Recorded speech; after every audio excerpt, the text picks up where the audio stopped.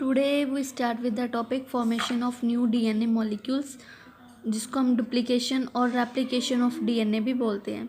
Duplication मतलब उसकी duplicate copies banana and replication new DNA की सिंथेसिस करना। तो अभी इसमें क्या है, the process of formation of new DNA molecule is called duplication और रेप्लिकेशन ऑफ डीएनए। मतलब इसकी जब न्यू मॉलिक्यूल्स बनते हैं, न्यू कॉपीज़ बनते हैं, तो उसको हम डुप्लीकेशन और रेप्लिकेशन ऑफ डीएनए बोलते हैं। नाउ ये प्रोसेस होता कैसे है, सबसे पहले जैसे ये डायग्राम देख लेते हैं। DNA double helix of DNA, जैसे एक है पेरेंट सेल है कोई डीएनए का, तो उसके जो अब यहाँ पे कलरिंग के हिसाब से समझ सकते हो कि एक रेड है और एक स्काई ब्लू है, दो कलर्स यहाँ पे, मतलब कि दो कोडिंग्स प्रेजेंट हैं। ये जो है ओल्ड स्ट्रैंड है, इस ओल्ड स्ट्रैंड से हमने क्या करना है, जैसे यहाँ पे रेड और यहाँ पे स्काई ब्लू, ये दोनों ओल्ड स्ट्रैंड्स आ जाएंगे। एक न्यू स्ट्रैंड्स है जो ग्रीन कलर के है दोनों में। इनके प्रोसेस में क्या होएगा, ये जो कॉलिंग स्ट्रक्चर है ये अनकॉइल होती जाएगी और ग्रीन वाले के साथ मिक्स होकर न्यू स्ट्रैंड्स बनाती जाएगी।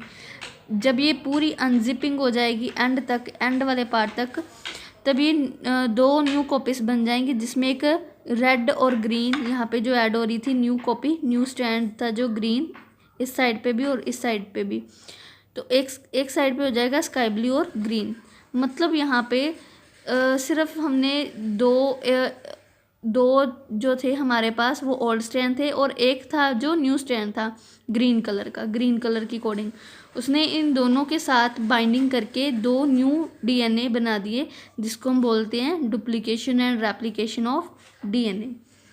अब ये प्रोसेस को डिटेल में पढ़ेंगे। Duplication of DNA molecule and consequently duplication of chromosome take place during S phase of interphase of the cell cycle. सबसे पहले तो ये होता कब है, S phase of interphase. Interphase आपको याद दिला दूं कि जो रेस्टिंग फेस होता है, जब सेल डिवाइड नहीं हो रहा होता, उस टाइम पे डीएनए जो है वो अपनी डिवीज़न करता है। During DNA duplication, the hydrogen bond between nitrogenous bases of two strands of coiled DNA helix breaks apart. जब हमने कल DNA हेलिक्स की स्ट्रक्चर करी है, तो हमने इसमें बोला है कि जो नाइट्रोजन बेसिस होते हैं, इनके इन बिटवीन हाइड्रोजन बॉन्ड्स बने होते हैं जो इनको आपस में अटैच रखते हैं।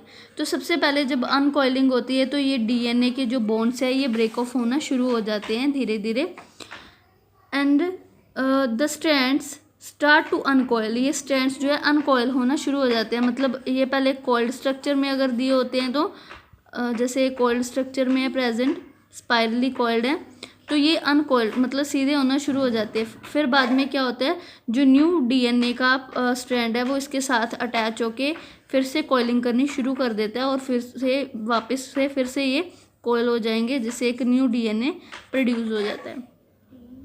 The strands start to uncoil, become separate at one end and continue forward along the whole length of DNA. अगले ही एंड से ये फिर से मतलब न्यू डीएनए बनना शुरू हो जाता है।